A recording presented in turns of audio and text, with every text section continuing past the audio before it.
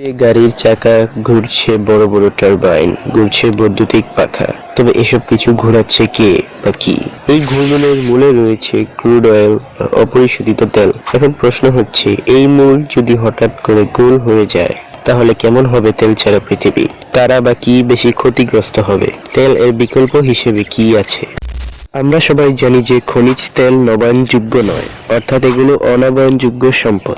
এমন সম্পদ ফিরে পেতে হলে লক্ষ লক্ষ বছর অপেক্ষা করতে হবে। তবে এতদিনে এই পৃথিবীতে কি কি সমস্যার সৃষ্টি হতে পারে তার আগে আমাদের জানা থাকা দরকার যে খনিজ তেল এর বিকল্প কোনো জ্বালানি সম্পদ আছে কিনা। আপাতত বিকল্প হিসেবে ব্যবহার করা যেতে পারে সৌরশক্তি, বায়ুশক্তি, জোয়ার ভাটা এবং পারমাণবিক ও জলবিদ্যুৎ কেন্দ্র ইত্যাদি ইত্যাদি। তবে এগুলো তেলের সমান নয়।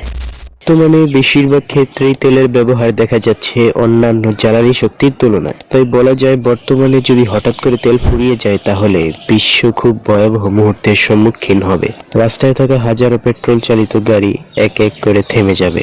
এতে করে শত শত গাড়ি কোম্পানিগুলো ক্ষতিগ্রস্ত হবে, বিশেষ করে পেট্রোল বা ডিজেল ইঞ্জিন দ্বারা চালিত গাড়ি কোম্পানিগুলো। সেই সাথে বিশ্বের অর্থনীতি প্রায় ধসে পড়বে। বিশ্ববাসীর অবস্থা খুব খারাপ হয়ে যাবে। যাতায়াত, যোগাযোগ, ফ্যাক্টরি, প্রোডাকশন সবকিছু প্রায় তলানিতে পৌঁছবে। কিভাবে এই মুহূর্তকে এড়ানো যায় তা নিয়ে চিন্তিত থাকবেন বিশেষজ্ঞরা, তবে তারা কি করবেন তা নিশ্চিত নয়।